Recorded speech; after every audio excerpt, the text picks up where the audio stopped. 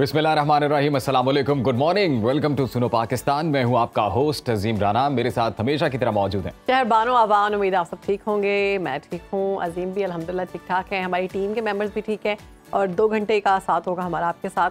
कोशिश करेंगे कि ये जो साथ है इसको प्रोडक्टिव बनाया जाए और बेहतरीन और अच्छी अच्छी खबरें आपको दी जाएं, आपका दिन खुशगवार किया जाए। शहरबानो, वैसे जिस तरीके से आपने ये तमाम अल्फाज अदा किए, मुझे ऐसा लगा मैं किसी जहाज में बैठा हुआ और एयरलाइन की अनाउंसमेंट हो रही है कि उम्मीद है हमारा 2 घंटे का सफर खुशगवार गुजरेगा और हम इतनी बुलंदी पर सफर करेंगे और सीट बेल्ट जो है ना वो बांध ले सीट बेल्ट, हिफाजती पेटियां बांध ले। हाँ, हिफाजती पेटियां, बिल्कुल। और बताएं शहरबानो, कैसी आप? कैसा गुजर रहा है? सब बहुत अच्छा गुजर रहा है। बड़ी इंटरेस्टिंग बात है, मुझे याद आ गई, मैंने कहा मैं आपको बताऊं कि हमारा जो गवाला है ना वो ना बड़ा स्वैग वाला गवाला है। हाँ, गवाला कहाँ से याद आया आपको? बस ऐसे आज मुलाकात हुई आते हुए, तो मैंने कहा ये बात मैं शेयर कर लूँ। आपने पूछा कैसा चल रहा है सब, उसकी बड़ी बड़ी मूछें उसने रखी हुई हैं और मैं बड़ी उससे ना इंस्पायर हुई। मैंने कहा मुझे ये बताएं कि आपने इतनी अंकल जो आपने इतनी बड़ी बड़ी मूछें रखी हैं, आप इसको कैसे कैरी करते हैं? जो कि अच्छी बात है, अगर किसी शख्स को भी कोई भी फैशन पसंद है और वो अपनी अपनी पर्सनैलिटी को वैसे करना चाहता है तो अच्छी बात है, अपना ख्याल रखना चाहिए। तो मैंने कहा इतनी बड़ी मूछें जो आपने रखी हैं, इनको आप कैरी कैसे करते हैं? तो वो कहते हैं कि बेटा मुछ नहीं से कुछ नहीं क्या हुआ? सॉरी असीम, मैंने आपको नहीं कहा ये, नवील क्यों कर गए? नहीं, मैं कह रहा हूँ कि ठीक है, मोचनी तो कुछ नहीं का क्या मतलब ये है? मैंने तो उनकी बात बताई है। और देखिए, इस तरह की बड़ी बड़ी फेमस पर्सनैलिटीज हैं जिन्होंने मूछें रखी और बड़े फेमस भी थे। हिटलर की मूछें बड़ी लोगों को मूछों के बगैर भी बंदे होते हैं भाई। हाँ, मूछों के बगैर भी बंदे अच्छे लगते हैं। ये तो हर किसी की पर्सनैलिटी है कि वो उसको किस तरह से कैरी करता है। इसका मतलब ये नहीं है कि जिसने मूछें रखी है वो ही अच्छा है। बट हम आज वैसे मैं बात कर रही हूँ मूछों की, तो मैं बताऊंगी कि विजुअल्स में देखें, हिटलर की मूछें बड़ी डिफरेंट सी थी।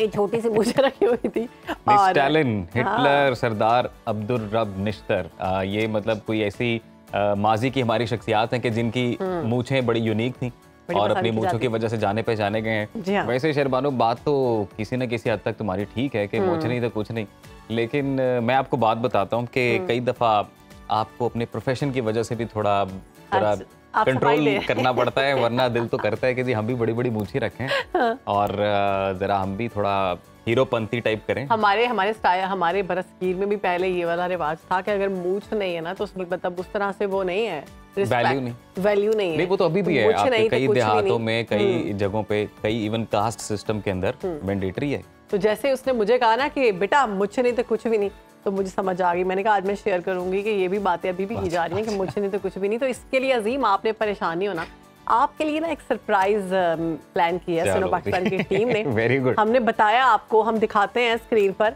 आप देखें जरा, ये चेक करें। ये हमने आपको मूछें लगाई और आप कितने अच्छे लग रहे हैं। वाह वाह वाह, पर्सनैलिटी बढ़ गई आपकी तो मूछों से। वाह क्या बात है। ये किस तरह की मूछें हैं भाई? ये स्टाइल आप रख सकते हैं, इससे आपकी जो है ना पर्सनैलिटी मजीद बढ़ गई है। ऐसा लगता है जैसे आप ये आप दिल से कह रहे हैं कि जी पर्सनैलिटी बढ़ गई है मेरी? हाँ, बढ़ गई, वाकई अच्छे लग रहे हैं आप।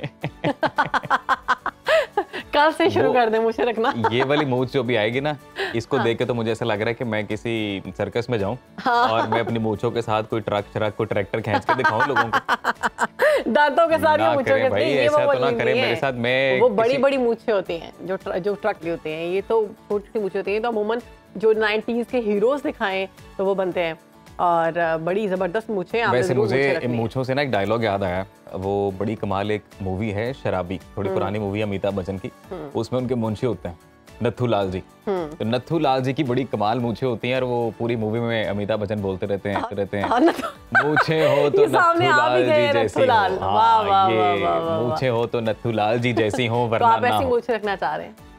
नहीं, ऐसी तो नहीं रखना चाह रहा मैं, लेकिन मूछें हो तो फिर नत्थू लाल जी जैसी हो वरना ना हो। ये बात तो सही है। तो ये मूछों और दाढ़ी का भी ना एक ट्रेंड आता है। एक वक्त था कि क्लीन शेव का ट्रेंड था, फिर मूछों का ट्रेंड आया और अभी जो ये जनरेशन चल रही है ना, ये बियर्ड मतलब दाढ़ी के साथ वाली चल रही है। मोस्टली लोग जो है वो पसंद करते हैं। नहीं, ट्रेंड्स तो इन होते रहते हैं, लेकिन मेरे ख्याल से इंसान को वो ट्रेंड फॉलो करना चाहिए या वो फैशन अडॉप्ट करना चाहिए जो उसे सूट करे, जो उनके चेहरे को मजीद खुशगवार बनाए। ये नहीं कि अगर किसी को मूछें दाढ़ी अच्छी लग रही तो आप रख लें और आप अजीब ही लगे। हाँ, आप किसी से अब देखना, आप मूछ दाढ़ी रखेंगे तो आप कैसी लगेंगे? इसी बात पर मुझे लगता है कि बात को चेंज करना चाहिए। अब जदीद दौर में जो ख़वातीन है वो भी किसी से पीछे नहीं है, और किरदार की अगर बात की जाए तो किसी सूरत उनसे इनकार नहीं किया जा सकता। वो तिब में हो, तालीम में हो, खेल के मैदान में हो, अगर आप उनको हर मैदान में ख़वातीन मर्दों के शाना बशाना है और काम कर रही हैं, और बड़ी हिम्मत और इस तरह से हम देख रहे हैं अज़्म के साथ वो आगे बढ़ रही हैं। उनको खिराज तहसीन भी पेश किया जाता है। तो इसी तरह बरतानवी नशरियाती इदारे ने दुनिया की 100 बाअसर और मुतासिर कुन ख़वातीन की फहरिस्त जारी की जी है। बिल्कुल, और इस फहरिस्त में बड़े बड़े नाम हैं। मिशेल ओबामा का नाम है, इसके अलावा अगर हम बात करें हॉलीवुड स्टार हैं फरेरा, उनका नाम है। इसके अलावा ब्यूटी बिजनेस के मालिक हैं हुदा खतान, और बैलन डीआर जीतने वाली जो फुटबॉलर हैं इताना। 2 पाकिस्तानी खवातीन का नाम इसमें आया है। अच्छा जी। और जी हाँ, और नेहा मनकानी एंड बिल्कुल, जिनमें से एक जो है वो मवेशी बान बताई जा रही है। हाँ जी, अफरोज जो है वो मवेशी बान है, और 30 साल से वो मवेशी चुरा रही थी। वादी शमशाल में इन्होंने ये कारनामा सर अंजाम दिया है, और 3 दहाइयों से वो वहाँ पर चरवाहे के तौर पर उन्होंने ज़िंदगी बसर की है अपनी। और उनके पास सिर्फ 2 जूतों के जोड़े थे, और मतलब ये वाहिद खातून थी जो जूतों के जोड़ों के साथ वहाँ पर मौजूद थी, वरना लोगों के वहाँ पर हालात बहुत ख़राब थे। और दूसरी जो खातून है वो नेहा मनकानी है। 15,000 सैलाब मुतासरीन की उन्होंने मदद की है, जो कि बहुत बड़ा काम है। और मदद इन्होंने इस तरह से की है कि ये डिफरेंट सूरत में डिफरेंट जगहों पर जाती रही हैं, जहाँ पर सैलाब मुतासरीन थे वहाँ जाकर उनको मेडिकल की सहूलतें देती, उनको जो भी घरेलू इस्तेमाल की चीज़ें हैं उन तक पहुँचाती रही हैं, उनकी हेल्प करती रही हैं। और पहली जो खातून है वो चरवाहे के तौर पर काम वैसे ये तो हम अपने व्यूवर्स को ये भी बात उनसे कहना चाहेंगे कि ऑब्वियसली ये वो स्टोरीज हैं जो मंजर आम पर आ गई हैं। कई ऐसी कहानियाँ, कई ऐसे हमारे हीरोज़ हैं जिन्हें हम अनसंग हीरोज़ कहते हैं, जो अपनी रोज़ाना की बुनियाद पर जो ज़िंदगी वो गुजार रहे हैं उसमें वो हीरो के तौर पर काम कर रही हैं। स्पेशली क्योंकि हम ख़वातीन की बात कर रहे हैं, तो हम लोग जल्द ही एक नंबर भी जारी करेंगे, और हम चाहेंगे कि हमारे व्यूवर्स जो घरों में बैठ के देख रहे हैं, बिलखसूस जो ख़वातीन हमें देख रही हैं, वो अपनी स्टोरी किसी दिन हमें बताएं। बिल्कुल, और हम फ़ोन कॉल्स का सिलसिला भी जारी करेंगे कि फ़ोन कॉल्स पे हमारे साथ आप बात करें। और इसमें मज़े की बात यह है कि ख़वातीन जो घरों में काम कर रही हैं वो भी बहुत ज़्यादा काम कर रही हैं, और बहुत बड़ा काम कर रही हैं। सबसे मुश्किल काम है कि आप अपने घर वालों को खुश रखें, उनका अच्छे टाइम पर उनको खाना दें, उनके कपड़े, और 100 काम होते हैं। अच्छा, घर की ख़वातीन ज़्यादा काम करती हैं। वैसे माँ के रूप में खातून जितनी बाअसर होती है, मेरा नहीं ख्याल किसी और किसी किरदार में है, क्योंकि पूरा घर जो है वो माँ की वजह से रोशन रहता है। और बच्चों को वो सही तरीके से उनकी परवरिश करती हैं, देखभाल करना, खावंद की तमाम चीज़ों का ख्याल रखना, इसके अलावा अपनी ज़िंदगी का ख्याल रखना, फिर अपने साथ जुड़ी जितनी फैमिली है उन सब का ख्याल रखना। और मदर्स या फिर अगर कोई भी ख़वातीन जो घर को संभाल रही हैं, वो आपकी सिस्टर भी हो सकती हैं और मदर भी हो सकती हैं, और अगर कोई मर्द भी संभाल रहा है तो उसको तो हमारी तरफ से सैल्यूट है और खैराज तस्सीर उसको पेश करते हैं, क्योंकि ये बड़ा मुश्किल काम है और बहुत बड़ा काम है। लेकिन वो शहरबानो कहते हैं ना, behind every successful man there is a woman. Exactly, या तो फिर एक स्ट्रॉन्ग और कामयाब खातून जो है वो होनी चाहिए आपके साथ लाइफ में। बिल्कुल ऐसे ही, जिसकी वजह से फिर आपको इंस्पिरेशन मिलती है ना लाइफ में। तो इंसान जो है वो फिर अपने लाइफ पार्टनर को खुश रखने के लिए, या अगर वो बहन भाई की सूरत में है रिश्ता, उनको खुश रखने के लिए, अपनी बहनों को खुश रखने के लिए, अपनी माँ को खुश रखने के लिए आप रोजाना की बुनियाद पर पॉजिटिव रहते हैं, आप काम करते हैं। बिल्कुल जी, बहुत जरूरी है। तो अभी आप बढ़ते हैं अपनी अगली खबर की जानिब, वो है फ़लस्तीन। तो फ़लस्तीन जंग की बात करें तो आर्जी जंगबंदी के मुआहदे के बावजूद सेहोनी रियासत की हठधर्मी बरकरार है। मुआहदे पर अमल करने के बजाय वहशियाना बमबारी और कत्लो आम का सिलसिला जारी है। मुआहदे में ये भी तय पाया है कि 24 घंटों में इस पर अमल दरामद शुरू हो जाएगा। लेकिन इतलात ये आ रही हैं जी, बिल्कुल इसराइली वज़ीर आज़म नेतन्याहू अपने वादे से फिर गए हैं, और जो तयशुदा नुकात हैं इस मुआहदे के, जो 4 दिन के लिए ह्यूमैनिटेरियन पॉज मंजूर किया गया था कतर की सालसी से, वो उससे पीछे हट गए हैं फिल वक्त। और जुमे तक जो है, अभी तक यानी कि आज के दिन तक इस पर कोई अमल दरामद नहीं हुआ है। 24 घंटे में इस पर अमल दरामद करना था, और उल्टा जो है वो दोबारा से मिसाइल दागे गए हैं, और मजीद निहत्ते फ़लस्तीनियों को शहीद किया गया है। और जब बालिया कैंप और पनाह गुज़ीन जो दीगर कैंप हैं उसमें खान यूनुस कैंप भी मौजूद है, रिहायशी इमारतें भी शामिल हैं, उनको दोबारा से निशाना बनाया गया है, जिसके नतीजे में मजीद 62 अफराद शहीद हो गए और मुतअद्दिद हो गए हैं। 48 दिनों में 15,000 से ज़्यादा लोग जो हैं। अगर हम बात बताएं अपने व्यूवर्स के साथ शेयर करें कि यूनेस्को की जानिब से भी बड़ी एक खौफनाक किस्म का इंकशाफ यूनेस्को की जानिब से किया गया है, और वो ये कि बड़ी तादाद में बच्चे हैं जो बेचारे शहीद हुए हैं इस बमबारी के नतीजे में। और गज़ा को उन्होंने कहा है कि इस वक्त पूरी कुर्रा अर्ज़ पे जो ख़ित्ता सबसे ज़्यादा ख़तरनाक है बच्चों के लिए, वो गज़ा है। तो इस सूरत हाल पर बात कर लेते हैं जी। आलमी अमूर की माहिर शाजिया अनवर चीमा साहिबा हमारे साथ मौजूद हैं। शाजिया साहिबा, बहुत शुक्रिया आपके वक्त का। सबसे पहले तो मैम यही सवाल है कि जी जो ह्यूमैनिटेरियन पॉज जिस पर कतर की सालसी में मुआहिदा तय पाया था, उस मुआहिदे से पीछे हट गए हैं और नेतन्याहू 24 घंटे में कोई अमल दरामद नहीं हुआ। जी, अभी लेटेस्ट खबरों के मुताबिक वो जुमे तक राजी हैं और आज के दिन जो है मिडल ईस्ट टाइम में 7 बजे से इसको स्टार्ट कर देना है। लेकिन आपकी बात बिल्कुल ठीक है कि इसमें रिलक्टेंट वो बहरहाल हैं, इसमें बहुत रिलक्टेंस है। कभी कहते हैं कि हम इसको उन तमाम शराइत के साथ मानेंगे, कभी कहते हैं कि नहीं, हो सकता है हम इस पॉज को जो है इसमें मौजूद तमाम शराइत को हम नहीं माने। तो हमारे नाजरीन के लिए वो शराइत भी बहुत इम्पॉर्टेंट हैं कि किन शराइत पर ये 4 दिन का जो है वो ट्रूस हुआ है, वक्फा हुआ है। तो इसमें एक तो ये तय पाया है कि 300 ह्यूमैनिटेरियन एड के ट्रक्स जो हैं वो गजा तक पहुंचाए जाएंगे जी। और उसके बाद 150 जो कैदी हैं वो इसराइल रिहा करेगा और 50 जो कैदी हैं वो हमास रिहा करेगा। तो 150 कैदी जो इसराइल के पास हैं उनमें से मेजॉरिटी जो है, जैसे आप अभी बता रहे थे, वो बच्चों की है और उनके ऊपर कोई किसी किस्म का जो है अंडर 18 तो वैसे ही उनके ऊपर कोई मुकदमा बन ही नहीं सकता है।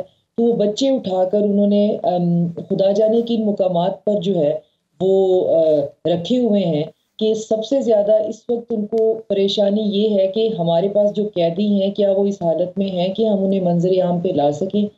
जैसे कि ये भी बहुत अहम है हमारे लिए जानना कि इसराइल ये सारी की सारी जंग जो है वो सिंपथी के ऊपर एट्रोसिटी प्रोपोगेंडा पे करना चाह रहा था, लेकिन उसने खुद जंगी क्राइम जो हैं वो ऐसे कर दिए हैं कि अब दुनिया इस मखमसे में पड़ गई है कि इसराइल का साथ देना है या नहीं देना है। हम कहाँ खड़े हुए हैं? हम जेनोसाइड जो है वो करने वालों के साथ खड़े हुए हैं। यूनाइटेड नेशन में बात हो रही है कि ये जेनोसाइड इन्होंने किया है। पोप फ्रांसिस जो है वो मिले हैं फ़लस्तीनियों के साथ, तो उन्होंने कहा है ये जेनोसाइड हो रहा है। तो अब मसला ये है कि अगर आज के दिन पे आज दिन मिडल ईस्ट टाइम 4 बजे जो है वो तबादला होना है। दोनों साइड के जो कैदी हैं उनमें से 4 दिन पे है वो डिवाइड हुआ है। आज 13 लोगों का तबादला होगा, जिनमें से 13 एक साइड से जाएंगे, 13 दूसरी साइड से जाएंगे और उनमें ज्यादातर खवातीन और बच्चे शामिल हैं। लेकिन अब देखना तो ये होगा कि क्या सेहूनी रियासत इंसानी बुनियादों पर होने वाले इस मुआहिदे पर मिनोअन अमल करती है या नहीं करती। आलमी बिरादरी की जानिब से आवाज़ उठाई जा रही है कि गज़ा में जो मुस्तकिल जंगबंदी होनी चाहिए, ये टेम्परेरी जंगबंदी नहीं होनी चाहिए। ईरान की जानिब से भी कहा गया है कि मुस्तकिल जंगबंदी होनी चाहिए। तो क्या लगता है आपको कि क्या टेम्परेरी जंगबंदी से हम मुस्तकिल जंगबंदी की जानिब जा रहे हैं? क्योंकि ईरान की जानिब से ये भी कहा गया है कि अगर इस मामले को ना रोका गया तो ये मामला तमाम मुल्कों तक आ जाएगा, ये आग आपके घर तक भी आएगी और ये आग जो है वो फैलनी शुरू हो गई है। फ़लस्तीन के इर्द गिर्द बहुत से नॉन स्टेट एक्टर्स हैं, जैसे हिज़्बुल्लाह है, होती बागी हैं, और वो किसी ना किसी तरीके से इस जंग के अंदर शामिल आहिस्ता आहिस्ता से हो रहे हैं। भले वो यही चाह रहे थे कि हम इस जंग में शामिल ना हों, लेकिन वो कि किसी भी तरह से पूरा खिता इसकी लपेट में आ रहा है। लेकिन जहाँ तक वेस्ट का ताल्लुक है, वेस्ट ग्रेटर इसराइल हासिल करने के चक्कर में एक ऐसी जंग के दलदल में फंस गया है जहाँ से उसके लिए निकलना बहुत मुश्किल हो रहा है। ओआईसी ने जो ओआईसी का फेज़ 2 है, जिसमें ओआईसी के अरब ममालिक के जो है वज़राए ख़ारजा P5 के कंट्रीज से मिल रहे हैं, जो सलामती कौंसिल के 5 मुंतखब रुकन होते हैं, परमानेंट रुकन होते हैं, उनसे वो मुलाकातें कर रहे हैं। तो वो पहले चीन से मिले हैं, फिर उसके बाद रशिया से मिले हैं, और इन 2 मुल्कों से मिलने के बाद ही आपने देखा कि ये जो जंग बंदी है, ट्रूस जो है वो एक सिमत में चल पड़ा है। तो ये शाजिया साहिबा, अभी फिलहाल जो सूरत हाल है, लगता यही है कि कोई एक वाहिद मुल्क जो इस वक्त इसराइल पर अपनी पावर या जो कह रहे हैं कि लीवरेज थोड़ा ले सकता है सारी सूरत हाल पर, वो अमेरिका है। अमेरिका के कहने पर इसराइल जो है वो कोई ना कोई कदम ऐसा उठा सकता है। तो आपको क्या लगता है कि अभी अपकमिंग ईयर में अमेरिका में भी इंतखाबात आ रहे हैं, तो सारी सूरत हाल का असर अमरीकी इंतखाबात में भी नज़र आएगा, क्योंकि जो बाइडन की मकबूलियत में 40% कमी हुई है इस सारी सूरत हाल के बाद? जहाँ तक मेरी ज़ाती राय है, ये अमेरिका के कहने से तो इसराइल नहीं मानेगा, उसकी तरफ मैं बाद में आती हूँ। पहले मुझे जहाँ से उम्मीद है, मुझे उम्मीद है ओआईसी के उन्हीं ममालिक से जो कि इस कोशिश में लगे हुए हैं, और साथ में उम्मीद है चाइना से, रशिया से कि वो इस, और तुर्की से कि वो इस सिलसिले में कुछ कर पाएंगे, और वो जो भी कर रहे हैं उसके हमें टेंजिबल इफेक्ट्स जो है वो नज़र आ रहे हैं। वो बहुत डिप्लोमेटिकली और बहुत सुलझे हुए तरीके से चीज़ों को लेके चल रहे हैं, और उसके नतायज हमें नज़र आ रहे हैं।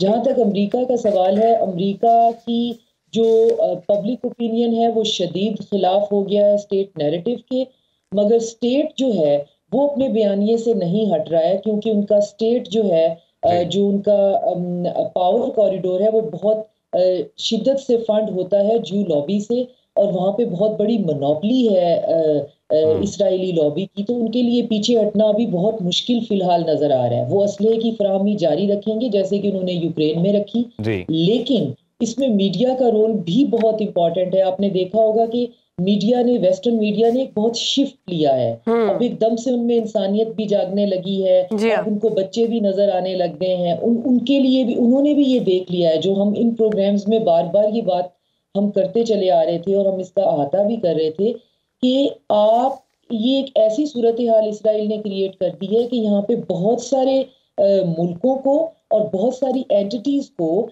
अपना फेस कीपिंग का मसला हो गया है। वो मुंह दिखाने के काबिल नहीं रहेंगे अगर वो सही, क्योंकि कई ऐसे ममालिक हैं जी जहां पर अवाम बड़ी तादाद में सड़कों पर निकली हुई है। वेस्टर्न कई कंट्रीज में अवाम से रापा एहतजाज है। पिछले दिनों बच्चों की एक बड़ी तादाद ने व्हाइट हाउस के सामने एहतजाज किया। बहुत शुक्रिया आपका मैम, आप हमारे साथ मौजूद रहीं और इस वक्त जो सूरत फ़लस्तीन और इजराइल की उससे मुतल्लिक अपना तज्जिया पेश किया। तो शायद अभी हम जा रहे हैं छोटी की ब्रेक की जाने। हम आएंगे ब्रेक के बाद, आप देखते रहिए सुनो पाकिस्तान।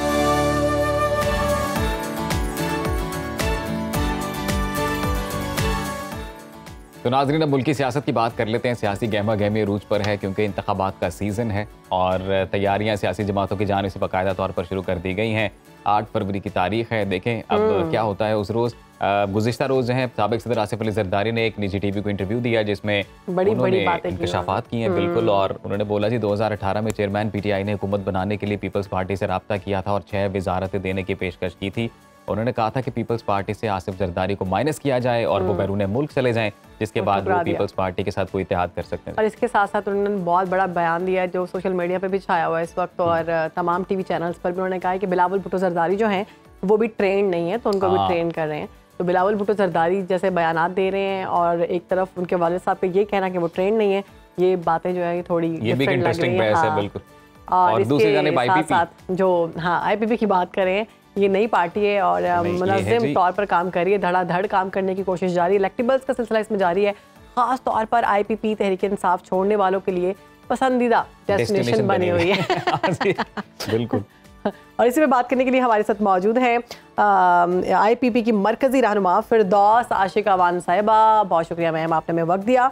इलेक्शन में तकरीबन 2.5 माह बाकी रह गए हैं। अभी तक इस्तेहकाम पाकिस्तान पार्टी की कोई खास इंतखाबी सरगर्मियां देखने में नहीं आ रही। सबसे पहले ये बताएं कि अगर हम बात करें इस पार्टी की, तो इसकी ख़ास तौर पर क्या आपने तंजीम साजी की है, किस तरह से आप इंतखाबात को लेकर चलेंगी, अगला मरहला क्या है और हम कैसे देख रहे हैं IPP को?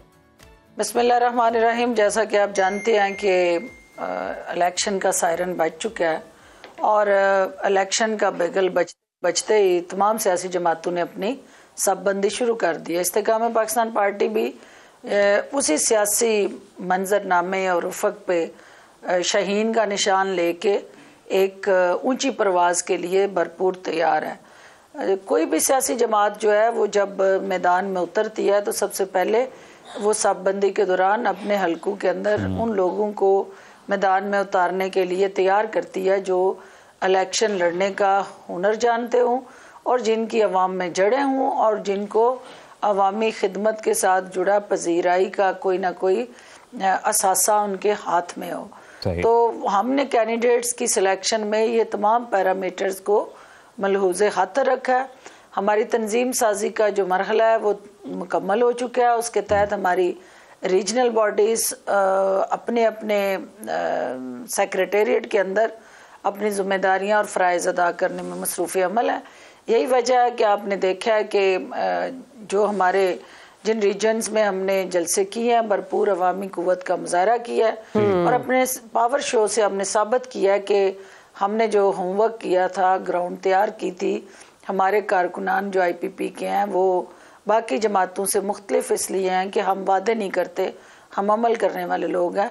और वादे और अमल के दरमियान जो सबसे बड़ा चैलेंज है वो ये है कि IPP इस्तेहकाम की सियासत करना चाहती है। इंतशार और तसादम और टकराव की सियासत से इज्तनाब करते हुए हम कौम को यकजा करना चाहते हैं और इसी बुनियाद पे हमारी तंजीम साजी चल रही है और इसी को हम आगे फर्दर स्ट्रेंथन करेंगे। फिरदौस आशिक साहिबा, अभी आपने तंजीम साजी की तो इन डिटेल बात की है, लेकिन बज़ाहिर ये नज़र आता है कि इस्तेहकाम पाकिस्तान पार्टी सिर्फ पंजाब तक ही महदूद है, क्योंकि इसमें जितनी भी नुमाइंदगी है, जितने सियासतदानों का हम जिक्र करें आप समेत बिलखसूस, तो तमाम तर का ताल्लुक पंजाब से ही है। तो ये सिर्फ एक पंजाब सेंट्रिक जमात रहेगी या बाकी सूबों में भी कोई काम हो रहा है?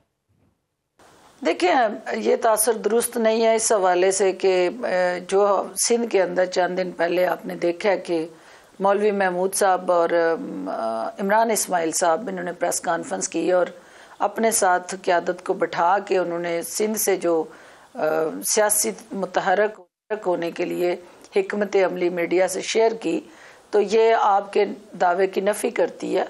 इसके अलावा बलूचिस्तान और KPK से लोग भी हमारे साथ राब्ते में हैं। देखना यह है कि हमारी तरजीहात क्या हैं। हम पहले अपना जो घर है, मोर्चा, उसको मजबूत करना चाहते हैं, इसमें कोई शक नहीं कि पंजाब हमारा अहम तरीन मोर्चा है और जो 65% पाकिस्तान जो है वो पंजाब है। अगर हम अपने घर से मजबूत होंगे, घर से इकट्ठी करके ताकत बाहर निकलेंगे, तो दूसरे सूबों में भी हमें पजीराई मिलेगी और दूसरे सूबों में भी हमारे मुख्तलिफ हलकों पे काम हो रहा है। बहुत सारे लोग हमें ज्वाइन करना चाहते हैं और बहुत सारों को हम माइल कर रहे हैं कि वो हमारी टीम का हिस्सा बने और जहांगीर तरीन साहब और अलीम खान साहब की क़यादत पे एतमाद करते हुए इस्तेहकाम पाकिस्तान पार्टी के प्लेटफॉर्म से पाकिस्तान को मुस्तहकम बनाने में अपना किरदार अदा करें। डॉक्टर साहिबा, जहांगीर तरीन साहब की जानिब से ये दावा भी किया गया है कि जनूबी पंजाब IPP का गढ़ होगा, मगर दो बड़ी जमातें मुस्लिम लीग नून और पीपल्स पार्टी जनूबी पंजाब में 40 से 50 सीटें जीतने के दावे कर रही है। तो ऐसे में आप कैसे देख रही हैं कि जनूबी पंजाब IPP में कैसे साबित होगी और कैसे वो गढ़ साबित हो सकता है उसका? देखिए, दावे करना और खोखले नारे लगाना ये सियासत का वतीरा रहा है और जहांगीर तरीन साहब की जो फहम और फरासत की सियासत है, जो उनका अवाम दोस्त सोच और विजन है, उसके अंदर जो है वो बोलते कम है लेकिन उनका अमल ज़्यादा वसी होता है और उनके जो वर्ड्स हैं they are not louder but there his action is more louder than his words. तो ये जो कह रहे हैं वो आप देखेंगे कि जनूबी पंजाब किस तरह इन जमातों का पहले ही सताया हुआ है। वहाँ का एहसास महरूमी और जो ज़ख्म दिए हुए हैं उस खित्ते को वो यही जमातें हैं जिन्होंने कई दहाइयों से उनसे वोट लिए लेकिन उस खित्ते का हक उनको नहीं मिला। तो इस्तेहकाम पाकिस्तान पार्टी जहांगीर तरीन की क़यादत में वहाँ पे उनके आंसू पहुँचने के लिए मैदान अमल में मसरूफ़ है। वहाँ का नौजवान जो है वो उसके बिखरे हुए ख्वाब जो हैं उसको हम उम्मीदों में बदल के और उसकी तबीर देने के लिए जहांगीर तरीन साहब की टीम जो है वो दिन रात तगदो कर रही है और मसरूफ़ अमल है। इंशाल्लाह जनूबी पंजाब के जो मसाइल हैं, जो मुश्किलात हैं, जो उनके साथ हक तलफी हुई है, जो माजी में उनके साथ ज़्यादतियाँ और नाइंसाफ़ियाँ हुई हैं, इस्तेहकाम पाकिस्तान पार्टी अपने मंशूर पे अमल करते हुए उनको मेन स्ट्रीम पॉलिटिक्स के अंदर एक लीडिंग रोल देगी। और जहांगीर तरीन साहब का चूँकि ताल्लुक़ खुद उस खित्ते से है तो वो वहाँ के मुश्किलात और मसाइल को अच्छी तरह जानते हैं। तो मैं पुरुम्मीद हूँ कि उस खित्ते के अंदर मायूसियाँ ख़त्म होने को हैं और नाउम्मीदियाँ जो हैं वो उम्मीद में बदलने को है।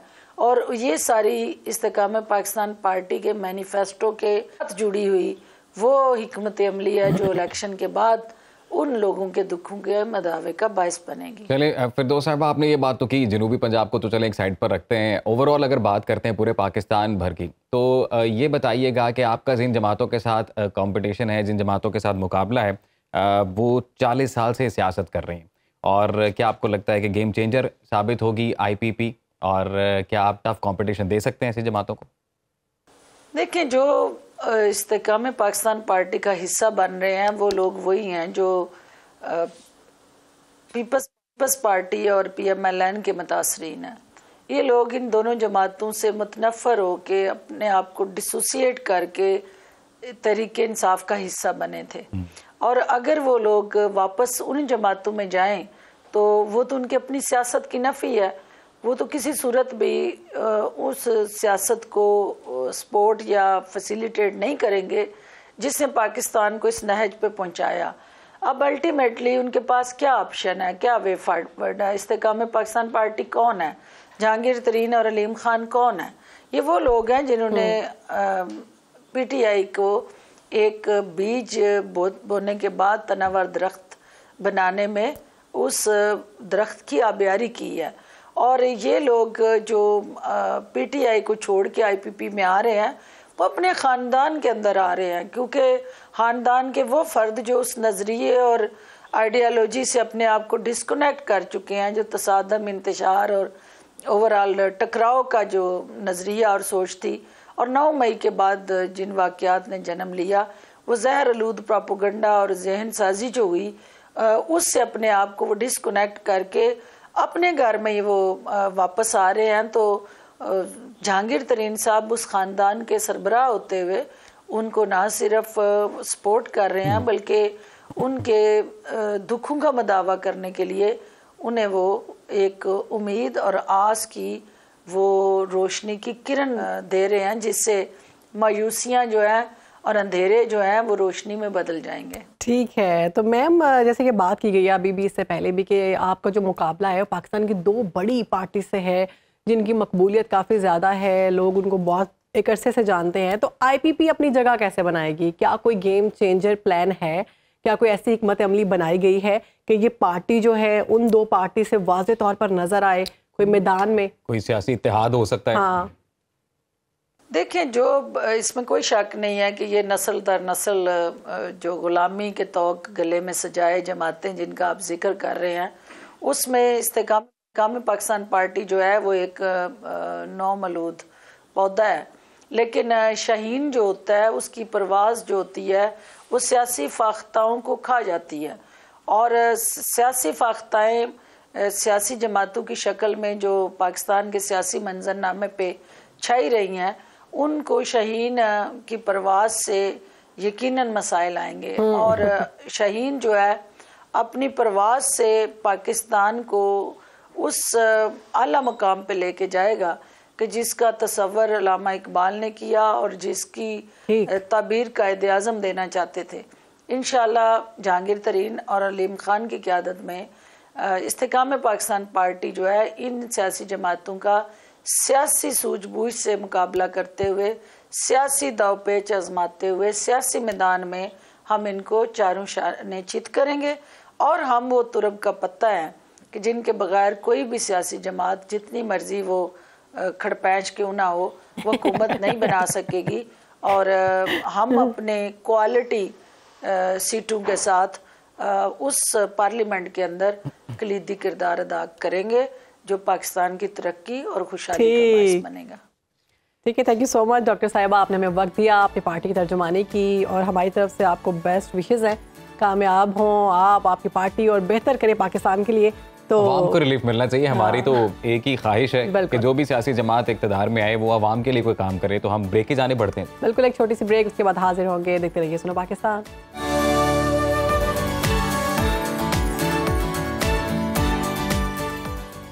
Welcome back. मुल्क और कौम की सरबलंदी के लिए जो औरतें अमली तौर पर जदोजहद करती हैं, हिम्मत करती हैं, शऊर दिखाती हैं, और उनको पाकिस्तान की जानिब, पाकिस्तानी कौम की जानिब से खिराज तहसीन पेश किया जाता है।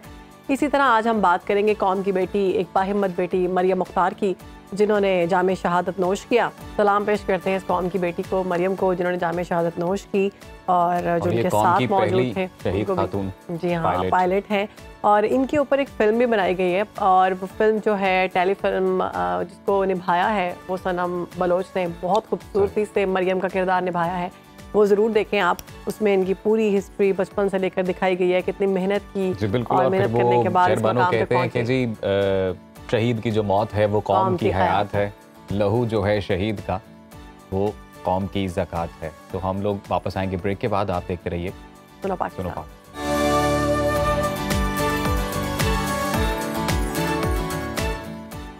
जी नाजरीन, अब बात करते हैं शहर कायद की। तो एक शेर ज़हन में आ रहा है कि जिन पे तकिया था वही पत्ते हवा देने लगे। और बात ये है कि जी वैसे तो आए रोज़ कराची में हम लोग देखते हैं कि कोई ना कोई वारदात होती है और सीसीटीवी फुटेजेस भी मंजर आम पर आती हैं। क्रिमिनल्स का गढ़ जो है वो बन चुका है शहर कायद। लेकिन जो चौंका देने वाली खबर है वो ये है कि जो अवाम के मुहाफिज हैं अब वही वारदातों में मुलव्वस हैं। क्योंकि अभी रिसेंटली हमने देखा है कि एक डीएसपी उमैर तारिक जिनका नाम है वो एक ताजिर के घर में गए और वहाँ पर डकैती की वारदात उन्होंने की। उनके साथ उनके कुछ साथी भी मौजूद थे। इस सारे मामले की भी सीसीटीवी फुटेज सामने आ गई है और चूंकि उन्हें अरेस्ट कर लिया गया है तो जो तहकीकाती रिपोर्ट सामने आई है उसमें भी हैरानकुन इंकशाफात हुए हैं। उन्होंने तकरीबन 1 करोड़ और 90 लाख की रकम बताई जा रही है। इसके अलावा 60 तोले सोना बताया जा रहा है। हाँ, और कानून के जो रखवाले हैं वही कानून शिकन निकले। और जब ये लोग ओथ लेते हैं तो ये कसम खाते हैं कि हम आवाम की खिदमत करेंगे और हम दौरान ड्यूटी अगर आवाम की खिदमत में ऐसा कुछ हुआ तो हम अपनी जान का नजराना पेश करेंगे, हम शहादत हासिल कर लेंगे, तो हम आवाम पर आँच नहीं आने देंगे। और यही आवाम के घरों में घुसकर उनके घरों में चोरियां करवा रहे हैं, डकैतियां करवा रहे हैं, स्ट्रीट क्राइम में इजाफा हो रहा है। तो इसी तरह की कार्रवाइयाँ, इकदाम हो रहे होंगे जो अभी तक कराची के ये हालात हुए हैं। कराची के लोग जो हैं वो घरों से बाहर निकलते हुए खौफजदा हैं। तो ये बड़े पैमाने पर ये कार्रवाई की गई है। 19 और 20 ग्रेड के ये अफसर हैं। तो इसी तमाम तर सूरत हाल पर बात करने के लिए हमारे साथ बिल्कुल निगरान वज़ीर दाखिला सिंध ब्रिगेडियर रिटायर्ड हारिस नवाज साहब ने हमें ज्वाइन किया। Thank you so much sir for your time. Sir, इसमें तो कोई शक नहीं है कि आप जब आए हैं आपने पुलिस इस्लाहात के लिए मिसाली काम किए हैं, लेकिन रूल्स के मुताबिक ज़ेरे तरबियत जो डीएसपी है वो एक सीनियर अफसर के साथ कुछ मखसूस अरसे के लिए काम करता है, उसके बाद जाकर उसको ये सारे इख्तियारात दिए जाते हैं। तो हमने इस केस में ये देखा कि उमैर तारिक तो जब पहुँचे हैं उसके साथ ही बाकायदा तौर पर उन्होंने सारा जो है वो संभाल लिया और वो जो तमाम फुल फ्लेज उनको सेटअप दिया गया है कि आप काम करें, और इसी सूरत में उनकी कार्रवाई सामने आई है। तो ऐसा क्यों किया गया और क्या कार्रवाई की जाएगी इनके खिलाफ? देखें, ये एक बहुत ही अफसोसनाक बात है, there is no doubt about it, particularly कि जो आप मुहाफिज हैं वही ऐसी बात करें। बट इतनी बड़ी फोर्स में और एक्सीडेंट हो जाता है और ये अंडर ट्रेनिंग डीएसपी था और इसने अभी 6 महीने ट्रेनिंग और यहाँ करनी फील्ड की ट्रेनिंग, ये go back to the academy और उसके बाद भी कसम की और ये पास आउट हो जी। डेफिनेटली ये जिस तरीके से इसने हरकत की है और बहुत लोग देखे कि आई वुड कॉन्टेक्ट इक्वालिटी, और आपने देखा कि हमने बड़ा ही स्टर्न एक्शन लिया है, कोई कॉम्प्रोमाइज नहीं है। भी अरेस्टेड एफआईआर काट दी है, जुडिशियल इसका हमने वो भी लिया। उसके बाद इसकी डिपार्टमेंटल इंक्वायरी बड़ी सख्त हो रही है। एसएसपी जो साउथ है इमरान खुशी, उनके खिलाफ भी कार्रवाई होगी और उसके बाद इनकी जब इंक्वायरी की रिपोर्ट आएगी तो then I am sure it's going to be very serious action against those गलती डेफिनेटली नॉट ओनली की भी है कि ऐसे अंडर ट्रेनिंग ऑफिसर को नहीं काम था। आई इंक्वायरी में पता चलेगा कि was this the concerns of SSP और डीएसपी और it was his own individual act, ये तो हमें बाद में पता चलेगा। लेकिन यकीन करें कि कोई कमी नहीं, पोलिटिकल प्रेशर नहीं है। बहुत लोगों ने इसके बारे में बात भी की, but the B and I police was very professional officer, we all decided कि वी विल टेक वेरी ये भी जानना चाहेंगे सर हम कि इस सारे मामले में अभी तक क्या पेशरफ्त हो पाई है, क्या मजीद अभी तफ्तीश की जानी है?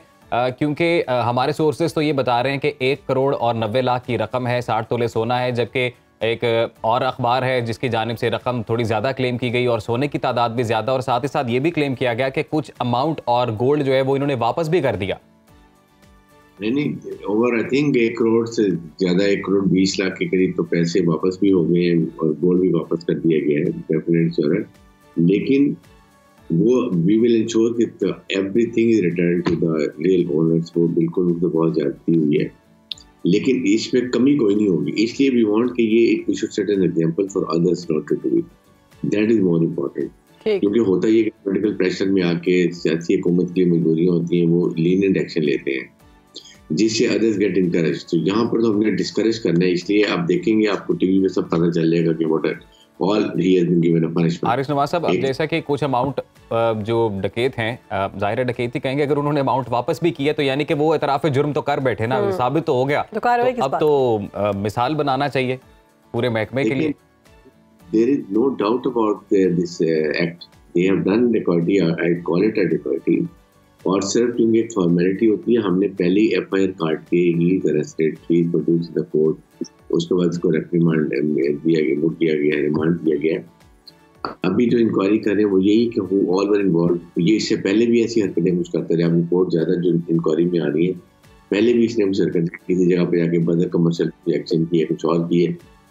So rest assured, not a formality has to be completed. Inquiry जब भी सजा देते हैं तो ताकि कल को अगर ये कोर्ट में जाता है तो देन वो सोचे कि ये है, लेकिन इस ऑफिसर को जब भी अंडर ट्रेनिंग होते हैं they have no right to appeal when they are dismissed from service. तो I think ये सारी चीजें की जा रही हैं, and rest assured and trust your at least हमारे ऊपर के इसके ऊपर कोई कमी नहीं की है। ब्रिगेडियर साहब, जो SSP है उसके बारे में ये बताया गया है कि उनको ओहदे से हटा दिया गया है, इमरान कुरैशी को, तो ओहदे से हटाना, मुअत्तल करना, क्या सिर्फ यही सज़ा है? इनके खिलाफ मज़ीद कोई कार्रवाई नहीं होगी? क्योंकि इन्होंने तो इख्तियारात से ज़्यादा उनको इख्तियार दिए कि वो काम करें और फुल सेटअप दे दिया। देखिए, पहले हमेशा सस्पेंड किया जाता है ताकि वो इन्फ्लुएंस रख सके। अब जब इंक्वायरी होंगी, इनके मातहत जो लोग हैं वो अब खुल के एविडेंस देंगे इंक्वायरी के अंदर कि जी ये इन्वॉल्व थे, इन्होंने क्या ऑर्डर दिए थे, किस किस को कहा था, क्या मकसद था।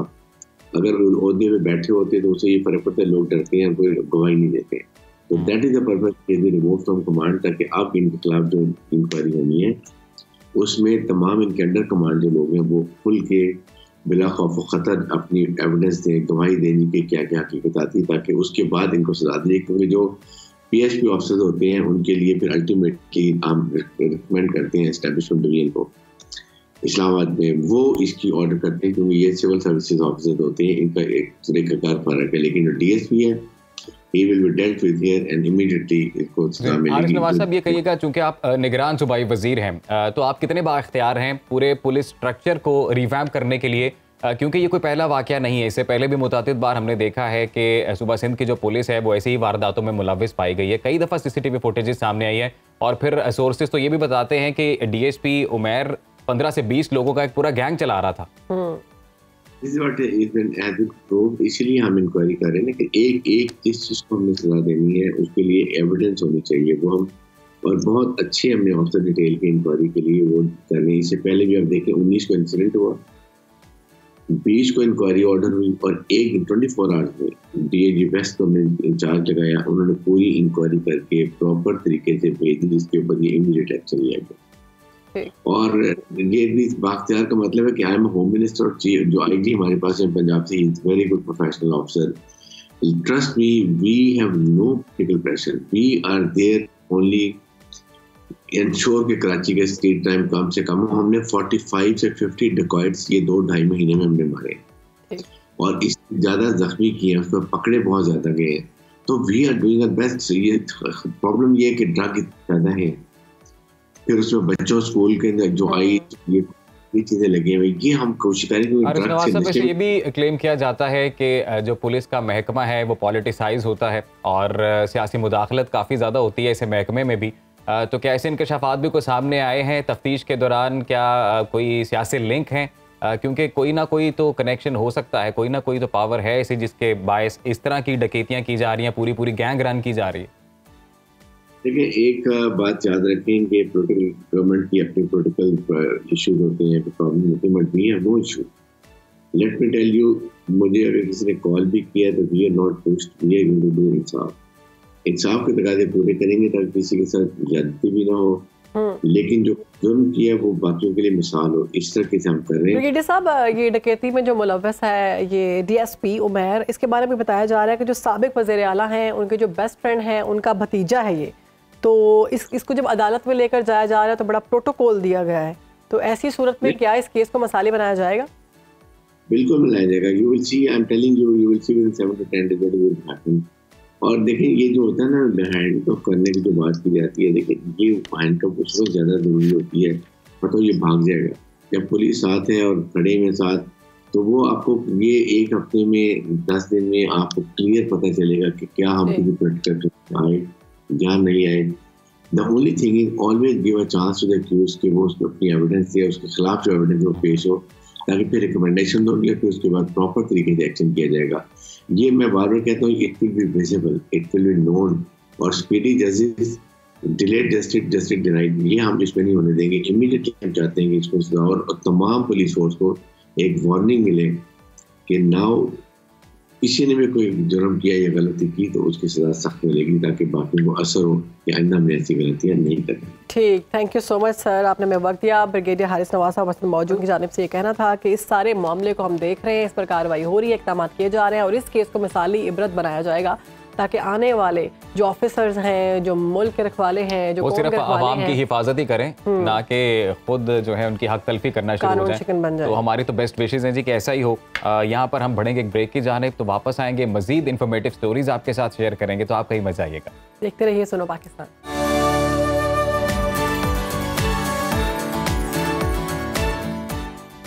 वो कहते हैं ना कि एक छोटी सी लड़की का पहाड़ जितना हौसला, उसकी ज़िंदा मिसाल हम आज आपको दिखाएंगे, उनसे बात करेंगे, मुलाकात करवाएंगे। एक 16 साल नौजवान लड़की हैं जो पैदाइशी तौर पर रीढ़ की हड्डी की माजूरी की वजह से व्हील चेयर पे नकलो हरकत करने की वजह से वो वहाँ पर मजबूर हैं, और उनकी जानिब से जिस्मानी माजूरी को उन्होंने किसी किस्म की रुकावट नहीं समझा और उन्होंने इसको अपनी मजबूती समझा है, अपनी हिम्मत बनाया है, और इसी हिम्मत को आगे लेकर उन्होंने दीगर जो ख़वातीन हैं, लड़कियां हैं या वो बच्चे जिनके लिए कोई आवाज़ नहीं उठाता, उनके हकूक़ को आगे लेकर बढ़ी हैं। और हम बात कर रहे हैं जी क़याम अमन माजूर अफराद के हकूक़ और फ़रोग़ तालीम के लिए काम करने वाली तक़वा अहमद की, जिन्हें पाकिस्तान में अक़वाम मुत्तहिदा के इदारा बराए इत्फ़ाल यानी कि यूनिसेफ की पहली यूथ एडवोकेट मुकर्रर किया गया है। आज वो सुनो पाकिस्तान का हिस्सा है, तो उनसे बात करते हैं। वेलकम टू सुनो पाकिस्तान तक़वा। सबसे पहले तो यूनिसेफ की तरफ से इतनी अहम जिम्मेदारी मिलने पर हम आपको मुबारकबाद पेश करते हैं। ये बताइएगा कि आपको कैसा महसूस हो रहा है और सोशल वर्क की तरफ कैसे आना हुआ आपका?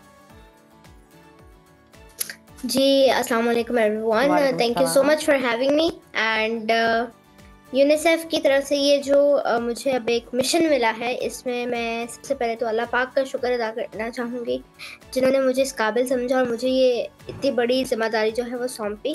उसके बाद मैं अपने पेरेंट्स का और यूनिसेफ पाकिस्तान की टीम का शुक्रिया अदा करना चाहूँगी, जिन्होंने मुझे ये जिम्मेदारी दी और मुझे इस काबिल समझा कि मैं हमारी पाकिस्तान की यूथ के लिए उनकी आवाज़ बन के उनके मसाइल जो हैं वो लोगों तक पहुंचा सकते। Very good. अच्छा, और जो आपने ये सोशल वर्किंग का काम कहा है, तो मैं 6 साल की थी जब से मैं सोशल वर्किंग और मोटिवेशनल स्पीकिंग कर रही हूँ, क्योंकि मुझे ये चीज़ करने पे जो है वो लोगों के रवैये ने और सोसाइटी के रवैये ने बहुत ज़्यादा मोटिवेट किया कि I have to take it in a positive way, not in a negative way. Okay Taqwa, very nice, बहुत अच्छा कह रही हैं आप। अच्छा, इतना बड़ा अज़्म, इतना बड़ा हौसला आपको कैसे आया? चूँकि जैसे कि आपने खुद कहा कि आपकी माजूरी की वजह से, लोगों की बातों की वजह से आपने खुद को नेगेटिविटी की तरफ नहीं लेके गई, आप मोटिवेट हुई इससे। तो ये सब करने में कितनी मुश्किलात का सामना हुआ और कैसे आपने कहा कि मैं ये सब कुछ करूँगी और फिर कर भी दिखाया?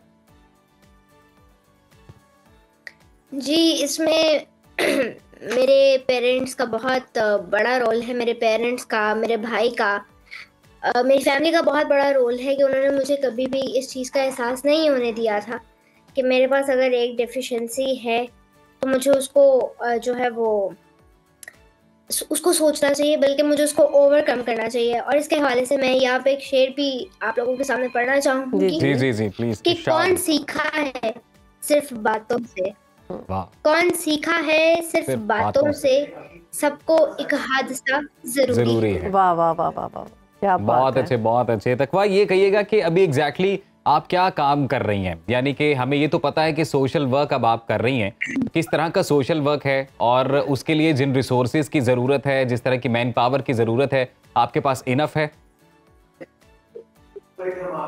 जी, इसमें हमारे पास तो फिलहाल उतने जो है वो सपोर्ट नहीं है सोसाइटी की तरफ से या और कहीं से भी, लेकिन जिन जिन चीज़ों पर हम काम कर रहे हैं उसमें inclusive education, inclusive society, mental health, climate change, girls education, सेहत, अर्ली मैरिजेस और चाइल्ड लेबर शामिल है। तकवा, ये तो बड़े बड़े एक एक सब्जेक्ट ही बड़ा वास्ट है, इसलिए तो बड़े मोटे मोटे अल्फाज हैं जो आपने बोले हैं। यू आर सो यंग, तो इन क्या कहते हैं ना, नाजुक कंधों पर इतना भारी बोझ आपने उठाया। वैसे बड़ी अच्छी बात है, हम आपको आपकी इस काविश पे आपको बेस्ट ऑफ लक कहते हैं। लेकिन आपको किस तरह की सपोर्ट इसमें चाहिए? अभी तक कितनी कामयाबी मिली है? इस तरह की काइंडली आप दोबारा रिपीट कीजिएगा। अच्छा, आप पाकिस्तान का बैज आपने लगाया हुआ है, पाकिस्तान से बहुत मोहब्बत है आपको। तकवा, पाकिस्तान में हम देखते हैं कि बच्चों को बहुत मुश्किलात का सामना आया है। मुल्क में अगर बात की जाए 2 करोड़ 20 लाख से ज़्यादा बच्चे हैं जो तालीम से महरूम हैं, और इनके लिए कोई इक़दाम करने की कोई बात की गई? कोई आपने इस सिलसिले में कोई बात की, कोई ऐसा काम जो आप समझ रही हैं कि इन बच्चों के काम आ सकें आप? जी इंशाल्लाह, मोटिव तो यही है कि सदर साहब से जब मुलाकात हुई तो उनसे यही बातें हमने शेयर की, जितने भी पॉइंट ऑफ व्यू मैंने अभी आपके सामने रखे पॉइंट्स, उनसे इन तमाम पॉइंट्स पर डिस्कशन हुई बहुत डिटेल में। तो उन्होंने हमें यकीन दहानी कराई है कि गवर्नमेंट की पूरी सपोर्ट होगी हमें, और हम जो भी अपने अज़ाइम हमने उनसे शेयर किए उसमें जो है वो हमें फुल सपोर्ट करेंगे, और हम इंशाल्लाह पाकिस्तान को एक बेहतर मुल्क बनाएंगे इंशाल्लाह। तकवा, ये कहिएगा कि अभी इस प्रोग्राम को हमारे काफ़ी व्यूवर्स यकीनन देख रहे हैं, और उनमें से कई लोग ऐसे हैं जो आपको हेल्प आउट करना चाहते हैं आपके नेक इक़दाम में। तो क्या तरीका कार है आप तक पहुंचने का? आप कोई NGO रन कर रही हैं, किस तरह से आपको अप्रोच किया जाए, किस तरह से आपको एग्जैक्टली हेल्प दरकार है? मैं यूनिसेफ पाकिस्तान की जो ये एडवोकेसी मुझे मिली है, बस आप लोगों की दुआएं चाहिए, तो यही मेरे लिए बहुत बड़ी सपोर्ट है। Very nice. तकवा, लास्ट में आप ये बता दें कि फ्यूचर प्लान्स क्या हैं आपके? फ्यूचर प्लान्स हैं ये जितने भी पॉइंट्स हैं इनको ओवरकम करना, और साथ ही साथ I wish to be the role model for the persons with special needs by showing the world that physical limitation can not limit the true potential of an individual. और इसके साथ साथ I would like to become the general secretary of United Nation. क्या बात है, वाह वाह वाह, जबरदस्त। बेस्ट ऑफ लक तकवा, बहुत शुक्रिया आपके वक्त का, आपने सुनो पाकिस्तान को वक्त दिया। हमारी बेस्ट विशेस आपके साथ हैं कि एक दिन सेक्रेटरी जनरल बने UN की। स्टार्ट में मैंने कहा था ना कि वो छोटी सी लड़की और पहाड़ जितना हौसला, तो ये चीज़ जो है वो बिल्कुल सच साबित हुई है। छोटी सी बच्ची और इतनी बड़ी बड़ी बातें। अल्लाह करे जी आप कामयाब हों, और मुल्क में इस तरह के मजीद बच्चों की ज़रूरत है जो आगे बढ़े और अपनी माजूरी को पॉजिटिविटी में लेकर जाएं। हाँ जी, आप यही नेगेटिविटी की तरफ बात ना सबसे ज्यादा जरूरी है कि आपने अपनी माजूरी को जो है अपनी पावर बनाया है, और आपने इंस्पिरेशन ही वहीं से हासिल किया कि ऐसे कई और बच्चे भी हैं जिन्हें मदद की जरूरत है। बिल्कुल। तो हम आपको बेस्ट विशेस कहते हैं जी कि आप इसी तरह काम करते रहें, पाकिस्तान को आप जैसे हीरोज की बेहद और पाकिस्तान का मजीद नाम रोशन करें। इसी बात पर एक ब्रेक के बाद हाजिर होंगे। आपने कहीं नहीं जाना।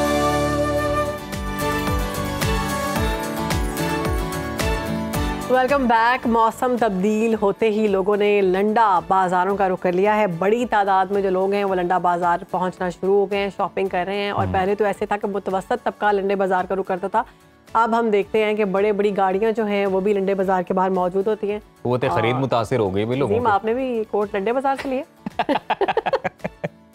मेरा छोड़े आप, अब तो खवातीन की भी एक बड़ी तादाद है जो लंडा बाज़ार से शॉपिंग कर रही है। तो आपके लिए अच्छी इन्फॉर्मेशन है। मुझे लगता है आपने भी आज की जो सारा सूट है ना, ये लंडे बाजार से शॉपिंग किया। इसमें कोई बुरी बात नहीं है, आप पैसे दे के शॉपिंग करनी होती है, ब्रांड से कपड़े होते हैं। बिल्कुल जी। रुबीना यूसुफ गई है वहाँ पे और उन्होंने कवरेज किया है वहाँ पे, देखते हैं क्या सूरत हाल है। तो ओवर टू यू रुबीना।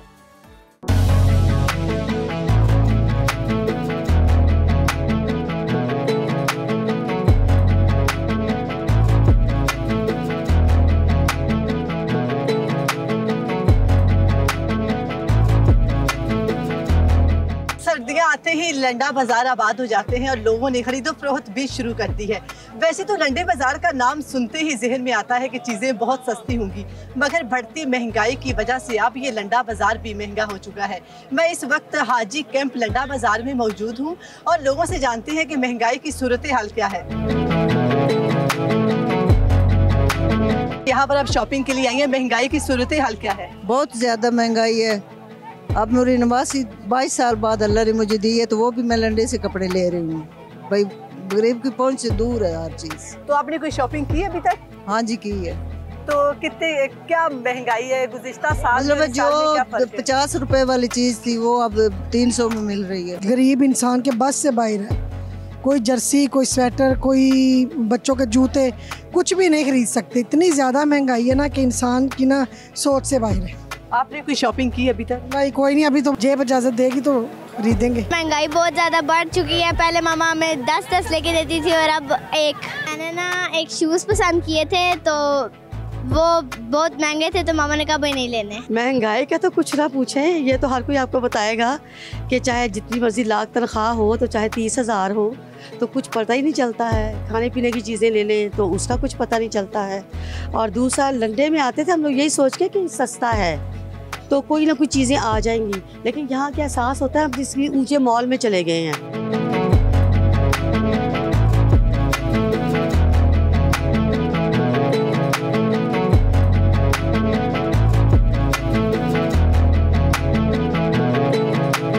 महंगाई के मारे अवाम का वाहिद सहारा लंडा बाजार भी अब महंगा हो चुका है और इस पर दुकानदार क्या कहते हैं, उनसे बात करते हैं।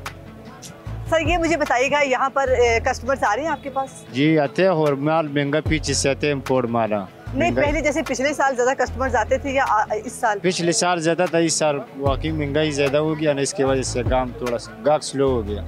तो एक दिन में कितना कमाते हैं आप? कभी 1000, 500, 800 यही बचते हैं। महंगाई है, कोई लेता ही नहीं है, मसला यही है। जहाँ अवाम महंगाई का रोना रो रही है तो वहाँ पर एक सिंगर गुनगुना कर पैंट्स बेचते हैं। हम उनसे बात करते हैं। ऐसे लेते दुनिया ब्रांड लेंदी है, जिस रास्ते ते तू तुरया इत्थे ब्रांड तानू हाई रेट मिलू जी।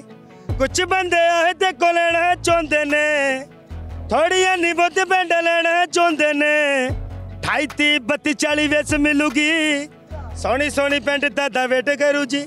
जिन्ने जिन्ने आना पर छेती आना, रात 10 बजे तो बाद तानू क्लोज मिलू जी।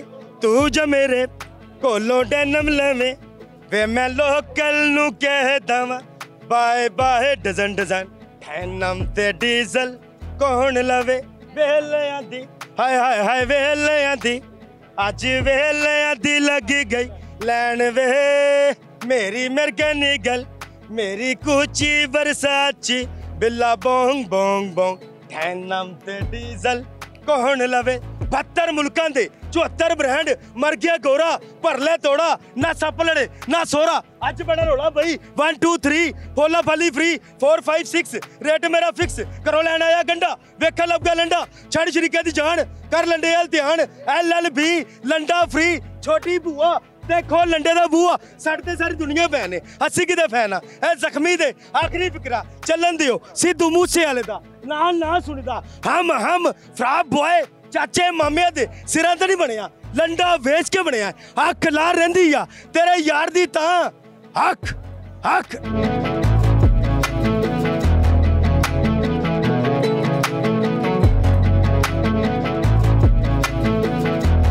महंगाई की सूरत हाल क्या है? महंगाई आपके सामने है, लंडा गरीबों के लिए बना है, मगर कहने का मकसद ये है कि मैम हर चीज़ पे टैक्स हैं। आपके पास कितने कस्टमर्स आते हैं?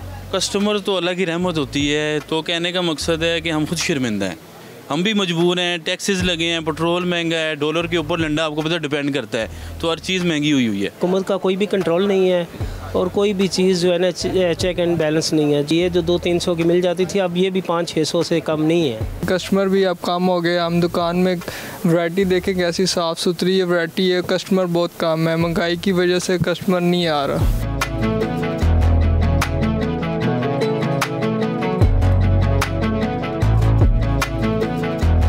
आपने जानी अवाम की राय। जहां पर अवाम महंगाई के इजाफे की वजह से रो रही है तो वहीं दुकानदार भी रो रहे हैं और हुकूमत से मुतालिबा कर रहे हैं कि इस महंगाई को कंट्रोल किया जाए और अवाम को रिलीफ दिया जाए। जबकि अब पुराने कपड़ों के बाजार में भी कपड़े खरीदना और शॉपिंग करना उनकी पहुंच से दूर हो चुका है।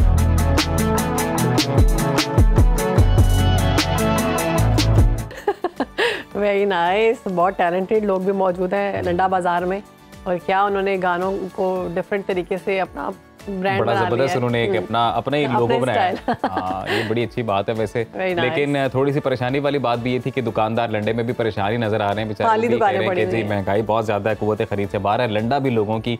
तो बहरहाल जी प्रोग्राम में आगे बढ़ते हैं और अब बात है हमारे लेजेंड्स को ट्रिब्यूट देने की। तो उदास चेहरों पर मुस्कुराहटें बिखेरने वाले मारूफ अदाकार इस्माइल तारा की हम बात करते हैं, जिनको जुदा हुए 1 साल बीत चुका है और पीटीवी के मज़ाहिया प्रोग्राम 50-50 से उन्होंने शोहरत हासिल की।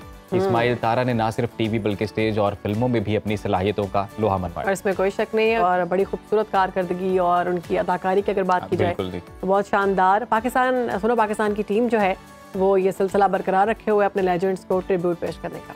हम यहाँ पर शामिल करेंगे जी ब्रेक, आप कहीं मत जाइएगा।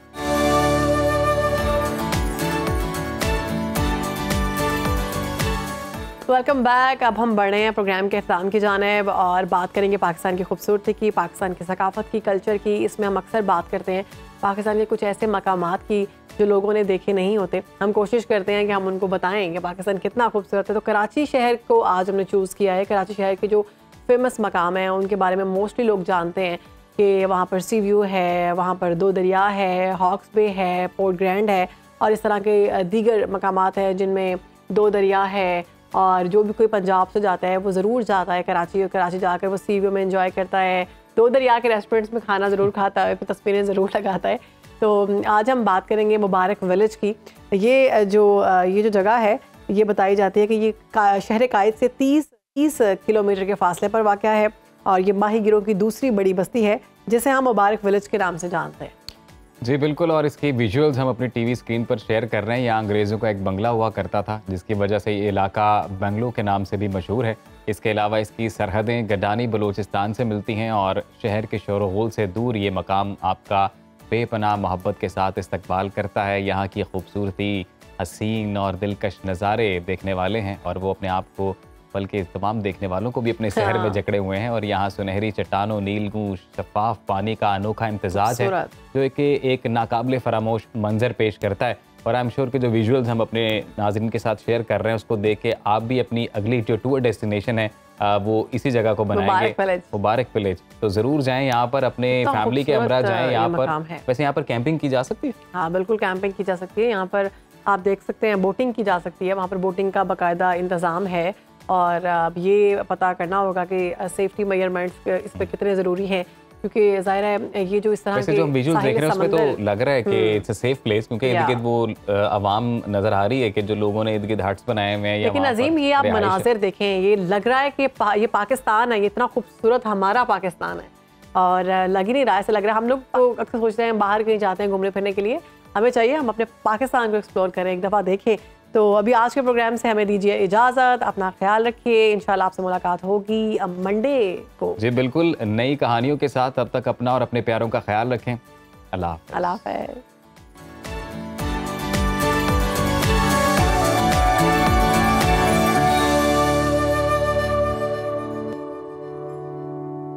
आप कहीं भी हो, वक्त कोई भी हो, बाखबर रहिए दुनिया के हालात व वाक़यात से। अभी सब्सक्राइब कीजिए सुनो न्यूज़ के यूट्यूब चैनल को और क्लिक करें बेल आइकन को ताकि आप हमेशा बाखबर रह सकें।